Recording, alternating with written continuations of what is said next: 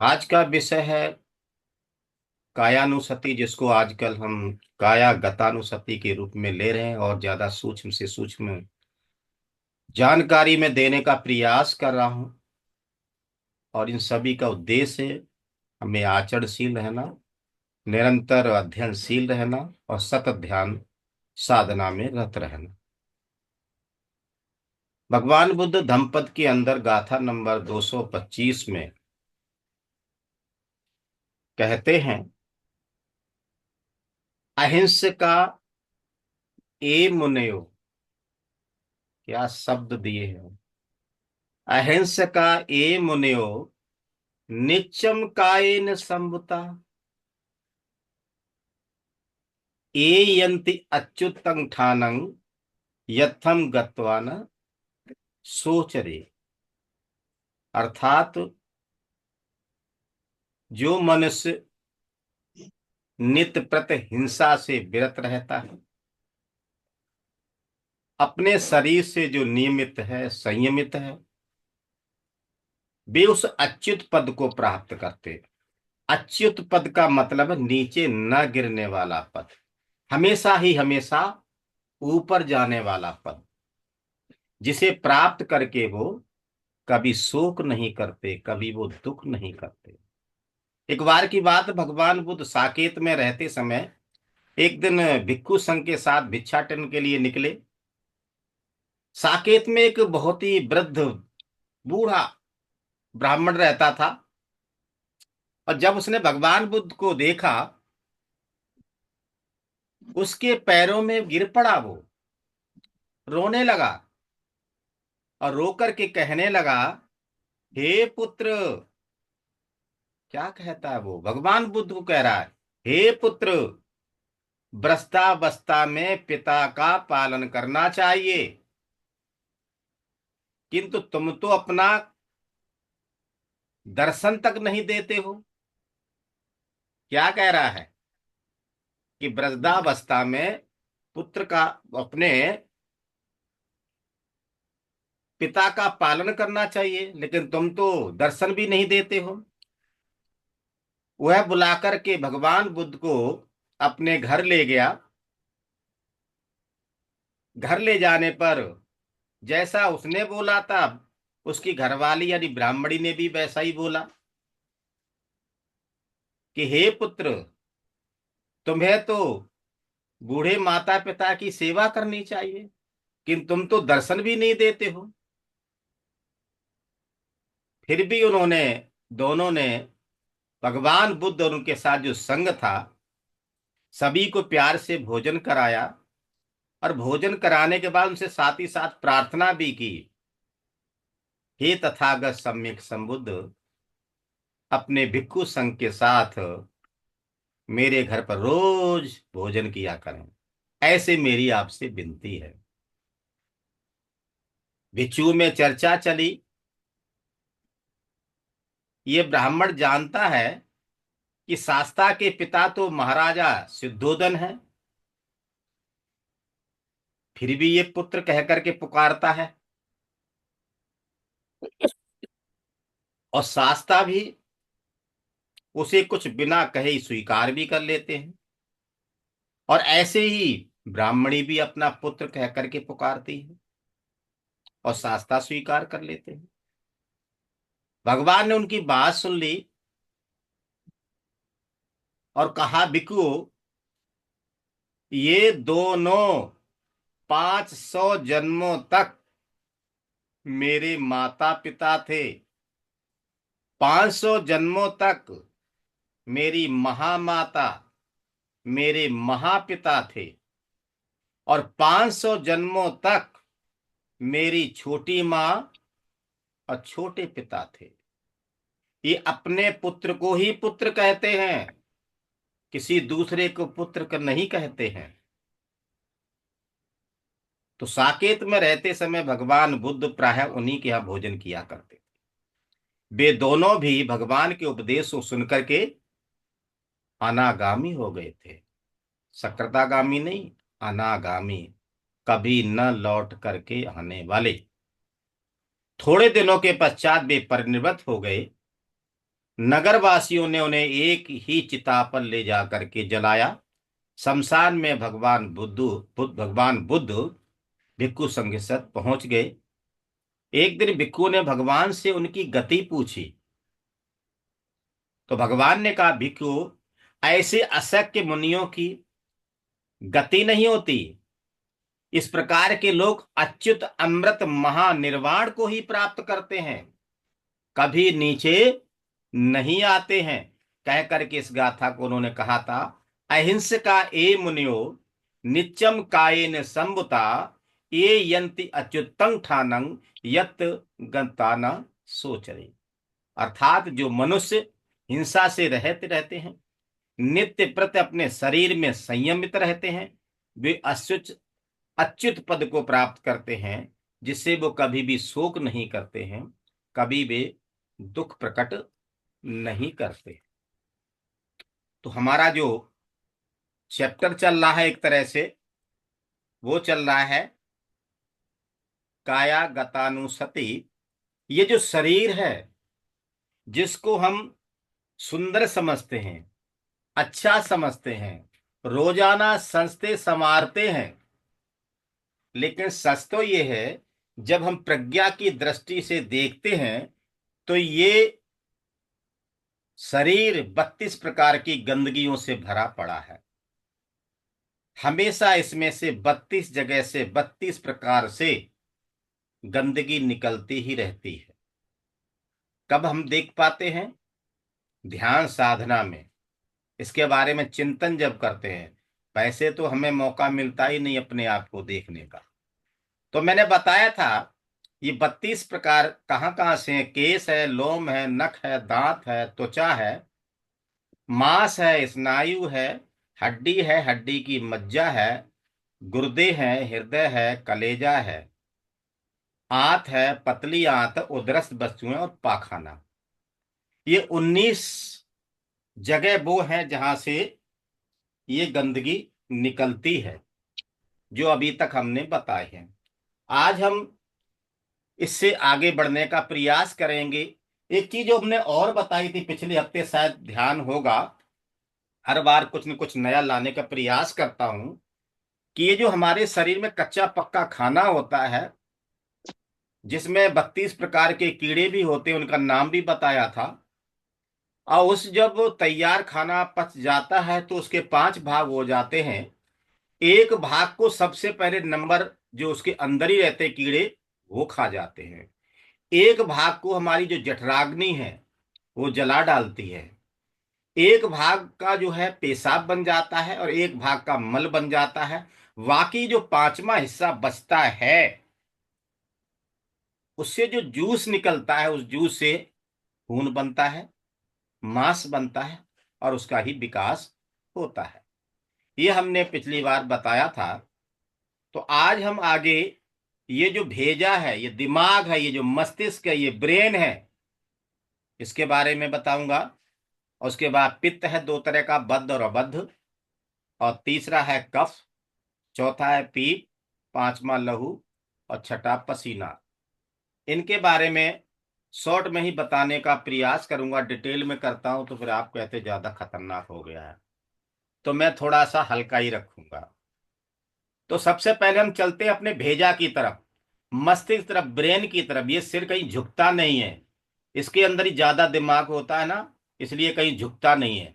तो ये सिर की खोपड़ी के भीतर रहने वाली मज्जा की राशि है। मज्जा यानी मांस का लोथड़ा है इसके अंदर 4 भागों में। ध्यान में हम कई बार बताते हैं, 4 भाग होते हैं। वह रंग से सफेद होता है, अछत्रक होता है, भूमि स्फोट की पिंडी के रंग का होता है। दही नहीं, दही तो नहीं होता है, लेकिन बिगड़े हुए दूध के रंग का भी कहना युक्त है। बनावट से, अवकाश की बनावट का, जैसे उसमें जगह होगी वैसी जगह घेर लेता, केवल मांस का पोथड़ा ही, लोथड़ा ही तो होता है, पुंज होता है मांस का। दिशा से ऊपरी दिशा में है, ये ऊपर का हिस्सा है। अवकाश से सिर की खोपड़ी के भीतर 4 सीएन के मार के सहारे मिलाकर रखे हुए आटे के पिंड के समान एकत्र रहता है। जैसे आटा का पिंड बना के रख देते ना एक जगह, वैसे होता है ये। परछेद से सिर की खोपड़ी के भीतरी जो तल है और मस्तिष्क के भाग से अलग हुआ है। यह इसका सभाग परिच्छेद है। और विषभाग परिच्छेद पहले ही हम कई बार बता चुके हैं, और वो केस के बालों के समान ही है। कोई भी चीज हमारे शरीर की खाने में पड़ जाए तो उसको हमें ग्रहण करना बड़ा मुश्किल हो जाता है। अब जो है आगे है पित्त है। ये दो प्रकार का पित्त हमारे शरीर में होता है, एक बद्ध पित्त होता है, एक अबद्ध पित्त होता है। बद्ध का मतलब होता है ठहरा हुआ, और अवध का मतलब बगैर बंधा हुआ, यानी रुकता नहीं। ये रंग में जो है महुआ का जो गाढ़ा तेल होता है उसके रंग के होता है।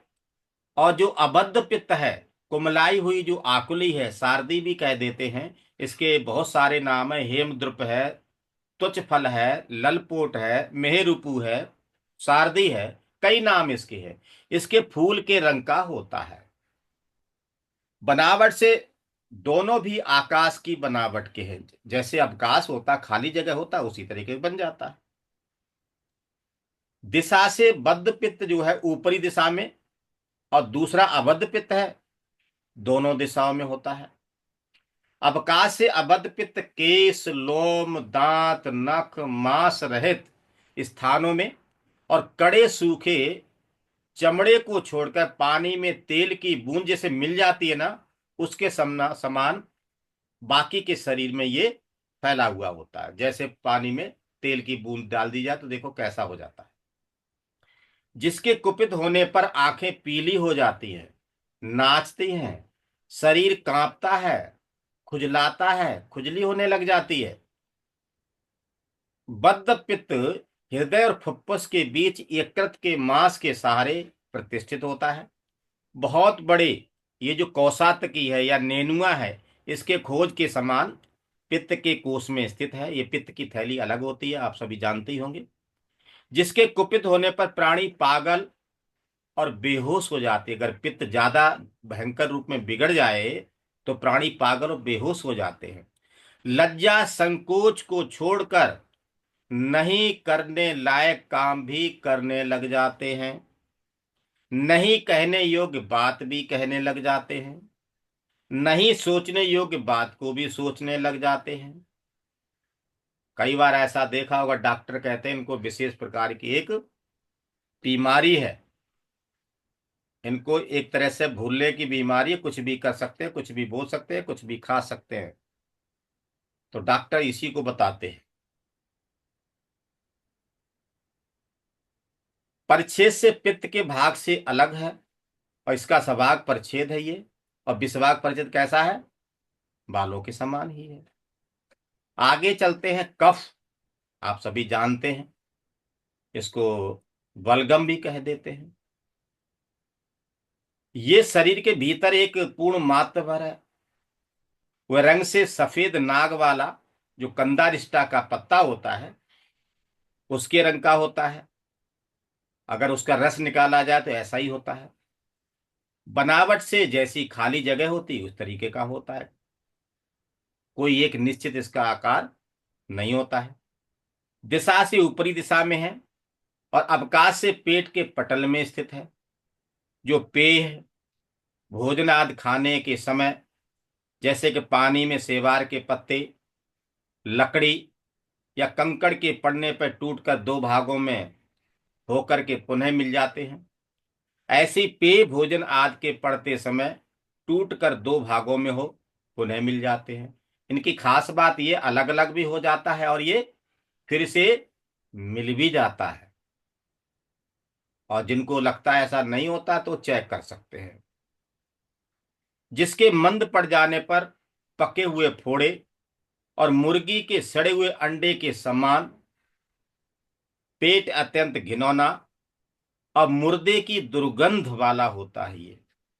और वह आदमी जिसके ये पीप निकलता है, कफ निकलता है, उससे आदमी क्या कहता है? दूर हटो, सड़ान मार रही है, दुर्गंधी फैला रहे हो, ऐसा कहते उस आदमी को, जिससे ये निकलता है।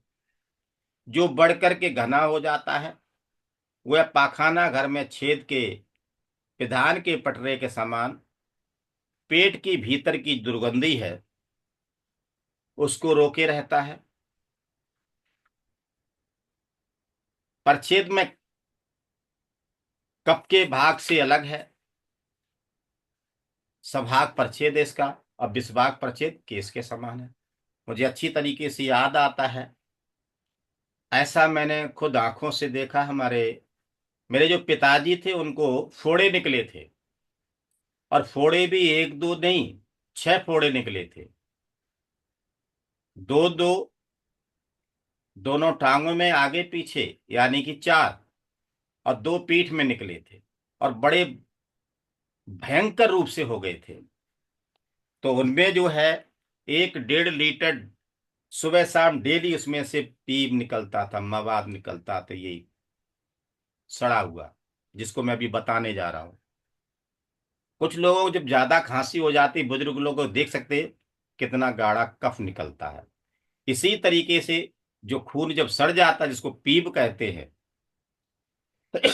वो निकलता है बहुत भयंकर, वो भी दुर्गंधी युक्त होता है। तो जो पीप है सड़े हुए लहू से बनी हुई होती है। जब खून सड़ जाता है उससे ही पीप बनती है। वह रंग से पीले पड़े पत्ते के रंग की होती है।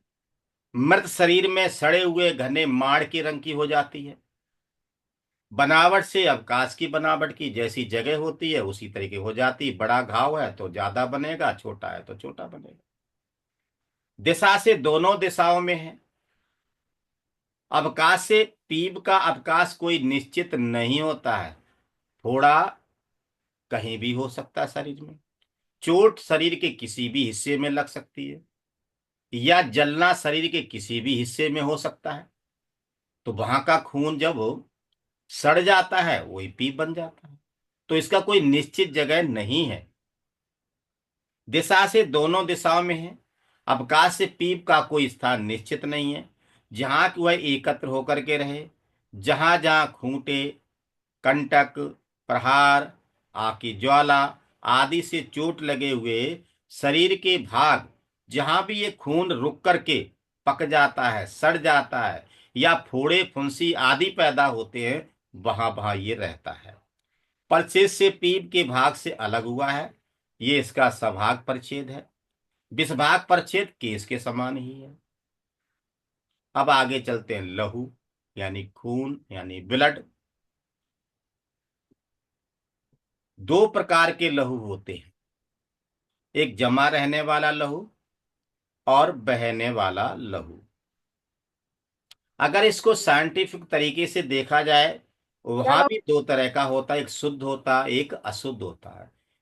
जो हमारे फेफड़ों से होता हुआ रक्त, और रक्त से पंप होकर के जो जाता है पूरे शरीर में, वो होता है शुद्ध। और पूरे शरीर से वापस लौट करके किडनी की तरफ आता है, वो होता है अशुद्ध रक्त। 2 तरह का होता है। उनमें जमा रहने वाला लहू भली प्रकार पके घने लाख के रंग का होता है। और जो बहने वाला लहू है, पूरे शरीर में जो बह रहा है, पर शुद्ध लाख के रस के समान होता है। जो लाख का रस होता है ना फल का, उसका बनावट से दोनों भी अवकाश की बनावट के, जहां जैसी जगह होती है वैसे ये रहता है। दिशा से जमा रहने वाला लहू ऊपरी दिशा में है, और दूसरा दोनों दिशाओं में है। अवकाश से रहने वाला लहू केस, लोम, दांत, नख, मांस से रहित स्थान और कड़े सूखे हुए चमड़े को छोड़कर धमनी के जाल के अनुसार सारे उपादिन शरीर में फैला हुआ है। जमा हुआ लहू यकृत के निचले भाग को पूर्ण कर एक पूर्ण पात्र भर हृदय, वृक्क, फुफ्फुस के ऊपर थोड़ा थोड़ा गिरता हुआ वृक्क, हृदय, फुफ्फुस को भिगोता रहता है। टप टप टप टप करके इस तरीके से चलता है। और यही आपने देखा हो, जब किसी विशेष रोगी पर ब्लड चढ़ता है तो वहां भी उसके एक ना शरीर में देखा होगा, टप टप टप टप एक एक बूंद करके ही उसमें चढ़ाया जाता है, जिससे उसका अंदर का सिस्टम ठीक हो जाए।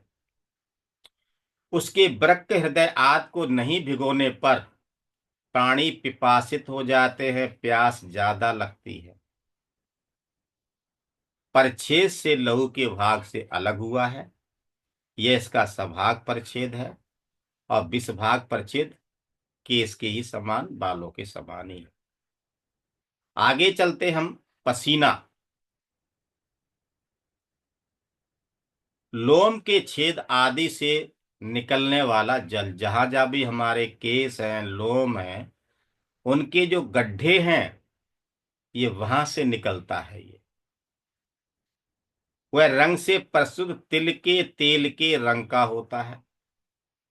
स्वाद में नमकीन होता है। बनावट से अवकाश की बनावट का है। दिशा में दोनों दिशाओं में, ऊपर भी और नीचे। पसीना तो पूरे शरीर से ही निकलता है। अवकाश से पसीना का कोई निश्चित अवकाश नहीं है, कोई ऐसी निश्चित जगह नहीं है जहां पर ही मिले, यानी पूरे शरीर में, जहां को लहू के समान हमेशा ठहरे। जब अग्नि संताप, सूरज की गर्मी लगती है या किसी और तरह की गर्मी लगती है, ऋतु के विकार आज से शरीर संतप्त हो जाता है, मौसम बदलता है, उस समय भी शरीर बेचैन होता है, तब पसीना निकलता है। तब पानी के खुड़ेगे विषम कटे विषाड़ भिस मुआल कबल गट्टा कुमुद आदि की नाल के कलाप के समान सब केस लोम कूप के छेदों से ये पानी निकलने लग जाता है। इसलिए उसकी बनावट भी केस लोम के समान, उनके जो छेद होते हैं उनके अनुसार ही जाननी चाहिए। छेद छोटा है तो छोटी बूंद उसमें से निकलेगी, बड़ा है तो बड़ी निकलेगी। पसीने का विचार करने वाले योगी को, जो साधना करने वाले हैं, उनको केस लोम के कूप के छेदों को, जो छेद हैं, उनको पूर्ण कर रहने के अनुसार ही पसीना को मन में मनन करना चाहिए। कहां से निकलने का स्थान है? रोम कूपों से, केसों के कूपों से। परछेद से पसीना के भाग से अलग हुआ है और विषभाग परछेद इसका कैसा है? केसों के समान ही है ना। इस तरीके से हमने आज आपको ये बताने का प्रयास किया है। अंत में एक छोटी सी गाथा लेते हैं और फिर में ही रुकना चाहेंगे। गाथा नंबर जो है 149 है। और ये जरा बग्गो से ली है। रक्त मांस मज्जा मलमूत्र से भरे हुए नश्वर देह से मोह कैसा। यानी अपत्थानी अलाबूने बसार दे कपोतकानी अट्ठीनं तानी दिस्वान कारति। अर्थात ये जो हमारा जो शरीर है, मांस का पुतला है, इसमें रक्त है, हड्डियां हैं। तो ये शरद काल की जो फेंकी गई लौकी की भांति या कबूतर किसी सफेद हो गई उन हड्डियों को देख करके रति कैसी, आकर्षण कैसा, अट्रैक्शन कैसा है शरीर के प्रति। भगवान के जेतवन में विहार करते हुए 500 भिक्षु हैं, शास्ता के पास कर्म स्थान को ग्रहण करके जंगल में गए। बहुत ही कम समय में उन्होंने प्रयास करके ध्यान को प्राप्त कर लिया। और ध्यान प्राप्त करने के बाद उनको अहंकार हो जाता है। अब जब उनको अहंकार हो गया, वो जेतवन में प्रस्थान करते हैं और अपनी बात को बताते हैं। तो भगवान बुद्ध उनसे कहते हैं कि जाओ इन्हें शमशान में भेजो। जब वो शमशान में जाते हैं तो वहां का दृश्य बहुत ही डरावना था। अब कोरोना काल में तो और ही ज्यादा भयानक हो गया था। तो वहां पर जगह जगह पड़ी हुई लाशों के ढेरों को देख करके उन्हें बड़ा अजीब लगने लगा। वो क्योंकि वो दृश्य बड़ा डरावना था। काफी लाशें रखी हुई थी, उनमें से दुर्गंध आ रही थी कुछ में से। भगवान ने उस समय भिक्षुओं को कहा, ये हमारा ही शरीर है, जो हड्डियों का कंकाल है, मांस है, मज्जा है, रक्त है, ये चाम से सजा दिया गया है। इसमें तुम आनंद की अनुभूति करते हो, इसमें तुम्हें आनंद दिखाई देता है। यह आनंद स्थायी नहीं है।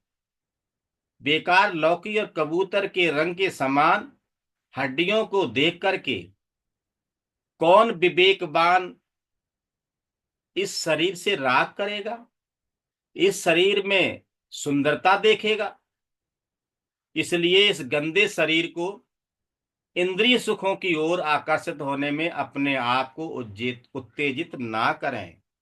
ये जो पांच इंद्रियों की वजह से सुख भोगने में लगे हो, आसक्ति में लगे हो, इन पंच इंद्रियों को उत्तेजित ना करें, बल्कि अपने मन को गहरी ध्यान साधना में लगाएं। अगर आप ऐसा करते हैं तो आप निश्चित ही निब्बाण को प्राप्त होंगे। इस शरीर में सुंदर नाम की कोई चीज नहीं है, ये तो बेकार है, नासवान है। देखिए बदबू देने वाला है, हड्डियों से ये जर्जर हो रहा है। जिस तरह से सूखी हुई लौकी बेकार समझ करके फेंक दी जाती है, इसी तरीके से एक दिन आपको भी बेकार समझ करके, जब इसमें प्राण नहीं रहेंगे, आपको भी बेकार समझ करके फेंक दिया जाएगा, अर्थात शमशान घाट में ले जा करके जला दिया जाएगा।